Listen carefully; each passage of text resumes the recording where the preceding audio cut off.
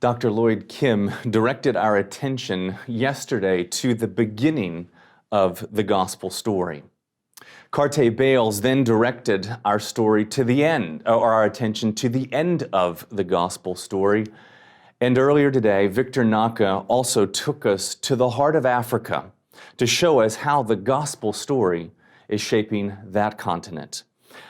I want to close this conference by looking at a story within the greater story, namely Luke chapter 15, verses 11 to 32. It's a well-known story.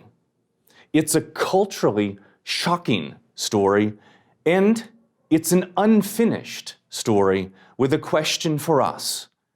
How will we respond? How will you respond? Let me read the story. Luke chapter 15, beginning in verse 11. And he said, there was a man who had 2 sons, and the younger of them said to his father, Father, give me the share of property that's coming to me. And he divided his property between them. Not many days later, the younger son gathered all that he had and took a journey into a far country. And there he squandered his property in reckless living. And when he had spent everything, a severe famine arose in that country, and he began to be in need. So he went, hired himself out to one of the citizens of that country, who sent him into the fields to feed pigs. And he was longing to be fed with the pods that the pigs ate, and no one gave him anything. But when he came to himself, he said, how many of my father's hired servants have more than enough bread, but I perish here in hunger? I will arise, go to my father, and I'll say to him, Father, I have sinned against heaven and before you. I am no longer worthy to be called your son. Treat me as one of your hired servants. And he arose and came to his father. But while he was still a long way off, his father saw him and felt compassion. He ran, embraced him, and kissed him. And the son said to him, Father, I've sinned against heaven and before you. I'm no longer worthy to be called your son. But the father said to the servants, bring quickly the best robe, put it on him, and put a ring on his hand and shoes on his feet, and bring the fattened calf and kill it, and let us eat and celebrate. For my son was dead and is alive again. He was lost and is found. And they began to celebrate. Now his older son was in the field, and as he came and drew near to the house, he heard the music and dancing, and he called to one of his servants and asked what these things meant. And he said to him, your brother has come, and your father has killed the fattened calf, because he has received him back safe and sound. But he was angry and refused to go in. His father came out and entreated him, but he answered his father, look, these many years I've served you, and I've never disobeyed your command. And you never gave me a young goat that I may celebrate with my friends. But when this son of yours came, who has devoured your property with prostitutes, you killed the fattened calf for him. And he said to him, son, you were always with me, and all that is mine is yours. It was fitting to celebrate and be glad. For this brother, your brother, was dead and is alive. He was lost and is found. I want us to examine very briefly 2 things in order to understand the power of this parable. First, the welcome of the Father, and secondly, the mission of the Son. And I hope to show you that we share in both the welcome and the mission. So first, let's turn our attention to the welcome of the Father. A disgruntled young man is living at home and hating every minute of it. Perhaps he perceives his parents are too restrictive, perhaps too little screen time, not enough freedom to go out with his friends, to do whatever, whenever. The only reason that he stays with his father is because he's the source of his funds. It's helpful to understand this bit of cultural background. A man owned his wealth until death. At that point, and only at that point, his wealth was distributed among his sons. The young man who is desperate to get out from under the authority of his father demands, Dad, divide the inheritance and give me my portion now. He's basically saying, as many theologians have noted, Dad, I wish you were dead now. It's not just rude, it's probably illegal. The second shocking thing is that his father actually agrees and gives it to him. The young man believed that every step away from home was a step towards freedom and happiness that money would buy. First, he binged and splurged on luxuries, and then he probably switched to the cheap. And then his cash flow ran dry. He was friendless in a far country, and that's when things got really bad. Famine struck. We're told he had to hire himself out to survive. No one would give him anything for free because he didn't have real friends, only Facebook friends and Instagram followers. And in this desperate state, he finally comes to himself and he decides to return home. To understand what happens next, I want to tell you another story written about 100 years later after Luke's story, and it's found in the Lotus Sutra of the literature of the Mahayana Buddhism. In that Buddhist parable, a young man leaves home and he becomes a wandering beggar. One day he comes to a town and he sees a wealthy man living on a great estate, whom he recognizes is his father, who's moved to that town and become a great landowner. And he's suddenly overcome with shock and fear. And he starts running away, but his father recognizes him and sends one of the servants to bring him back. And he gives him a job at the bottom of the ladder, scavenging on the estate. But for years, the father doesn't tell anyone who the new employee is. On his deathbed, he makes this great announcement. This young man who has worked himself up in my employ, this young man is my son, and now the heir of everything I possess. What's the moral of the story? In Buddhist literature, I quote, "So does the Buddha prepare us by disciplined labor for the great reward." Do you see the difference between the two prodigal stories? I think it illustrates the difference between Christianity and every other religion on the planet. Grace. Amazing, incredible, unexplainable, incomparable, scandalous grace. Grace is seen in the forgiveness of the Father for his Son. Did you notice that we're told the Father sees his Son from a distance, and when he sees him, his heart is filled with compassion. And then he runs. I imagine him sweeping up his robe, tucking it into his waist, sprinting down the road. There's really no dignified way of doing it. He's not concerned, though, how he looks. He's not concerned about a potential hamstring pull. And when he gets down the road, he takes the stranger into his arms and he kissed him much. It's an intensive in Greek. He cannot stop kissing him. And as he's receiving the loving fatherly kisses of welcome on his filthy pig herder cheeks, he starts to say, "Father, I've sinned. I've sinned against heaven and before you. I'm no longer worthy to be called your son." In other words, give me the life of the prodigal son in Buddhism. A life of hard work, hard labor, no recognition, just like one of your slaves. Why does the father welcome home the boy as he does, with such such a free forgiveness? Why does he give him a robe, a ring, shoes, and a feast rather than a bucket and a mop? Why does he call his neighbors in unashamed of his son and then throw a party with them, rather than gathering them together to throw stones? Answer: because he wants you to see the joy of the Father's heart. The focus of this parable is not on the sons or the failure of the sons. The focus of the parable is on the compassion and the joy of the Father's heart. He wants you to see that there's a triumph of joy that comes when you realize that something that was dead is now alive. It is a resurrection. But here's the message that Jesus doesn't want us to miss. The love of God, that same love, is crying out to you today, pleading with you to see His forgiving love, pleading with you to understand the welcome of heaven.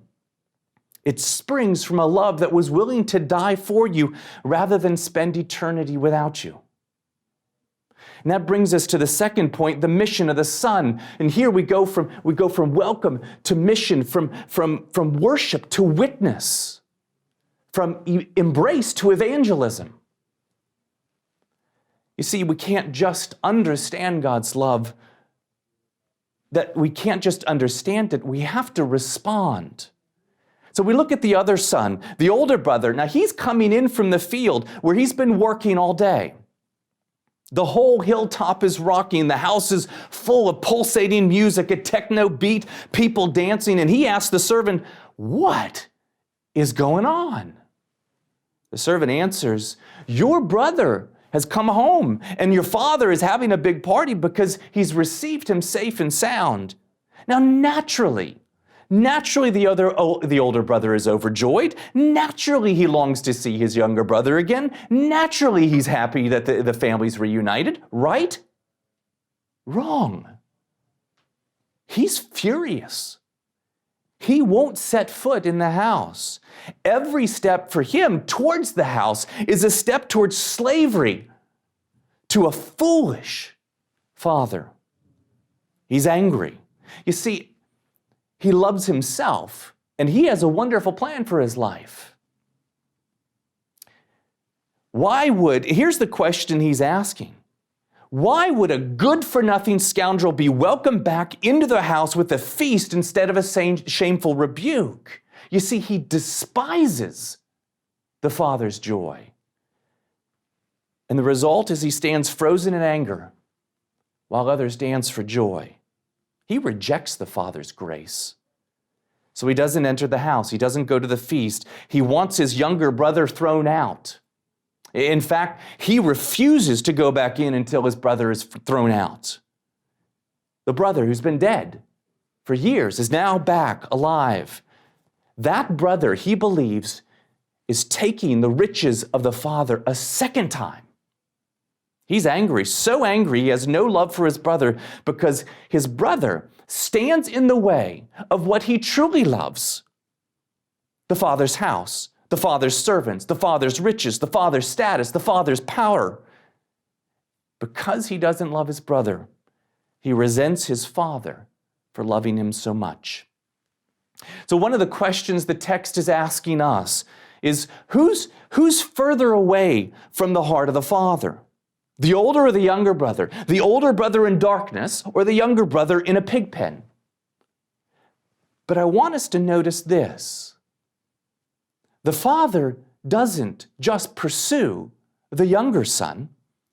He pursues the older as well. He doesn't just initiate forgiveness with the younger son. He initiates redemption, forgiveness for the older son as well. He walks the path a second time.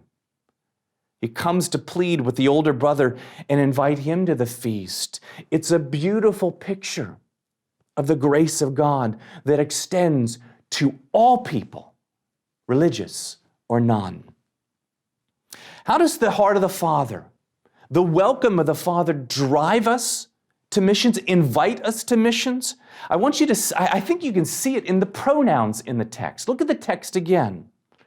Did you notice what the older brother says or how he talks about the younger brother? He refuses to call him his brother. He says to the father, "Your son has come back. He's your son, not my brother." The father responds, "It's right that we should be merry and glad, for your brother was dead and is alive, was lost and found." In other words, your brother finally understands my heart. The heart of the Father changes our attitude toward younger brothers.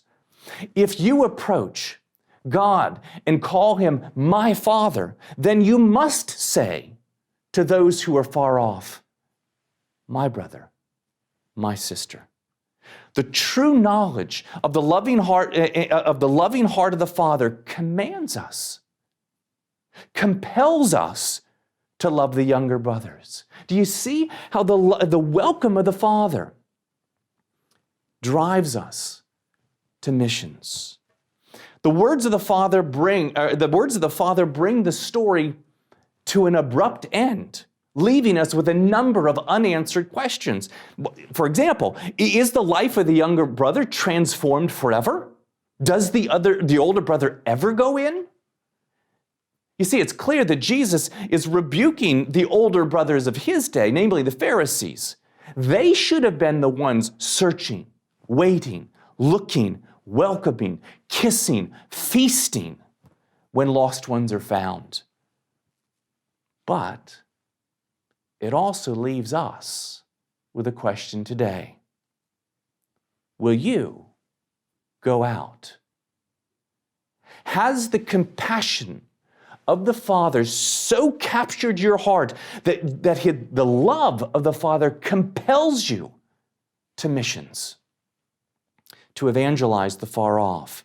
You see, it's a familiar story. It's a scandalous story, but it's an unfinished story that challenges us with that same question. How will you then live in light of the gospel story that's come to you? What would transform our hearts to want to go out and seek the lost? The answer is actually not a what, but a who. It's the older brother. But you see, not the one in the story. It's the true older brother, the one telling the story. Jesus wants his critics to understand his mission. He's addressing those who are saying, if Jesus really were God, really holy, he'd wait until all these messed up people cleaned up their lives. He wouldn't soil himself when they haven't cleaned themselves up. But Jesus is turning the tables on his Pharisaical critics. The true older brother seeks the lost. He draws near to brokenness. He gets his hands dirty. And he's willing to go to the ends of the earth to win his younger brother. He's willing to go to the ends of the earth to rescue those who are lost. That's what missions is. What drives Jesus to do this? And here we come full circle. He understands the heart of the Father. It's a heart full of mercy. He knows the infinite love and compassion of an almighty God. It's that which drives him out to seek those who are lost, so that they might know the same love he knows. The parables that Jesus has been telling up to this point in the previous chapter are invitations for us to know his identity and his mission. Jesus is the seeking shepherd who says, you're worth it. I'm willing to risk my life in order to rescue you. Jesus is saying, you're the lost coin. You're far more valuable to me than all the treasures of the world. I will not stop searching until you're found. Jesus is really the only one who can say, I'm the true heir of all things. Everything that the Father has is mine. And yet, Jesus never says, it's mine, it's mine, it's mine from me. And you have to earn your way into the family. Instead, in Jesus Christ, we have a shepherd, a rescuer, a king who says, I will give it all away. It's mine, but I share it with you, my brothers and sisters. If I'm honest, in the Buddhist parable, the Buddhist father is far more relatable. His decision is logical. His son's failed, his son pays the price. It's just, it's fair, and to be honest, the discipline would do his son some good. But you see, in Christianity, this is what makes Christianity unique. In Christianity, it's the Father who pays the price. Forgiveness is never cheap. For God so loved the world that he gave his only begotten Son. Jesus Christ, having loved his own that were in the world, he loved them to the end. Jesus, the true older brother, was willing to give his life on a cross. Why? In order to welcome us into the feast of heaven.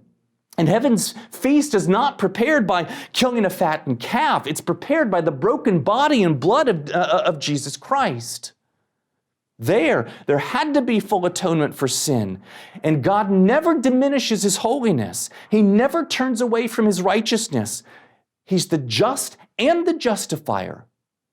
He's not only ready to forgive, he's ready to pay for us.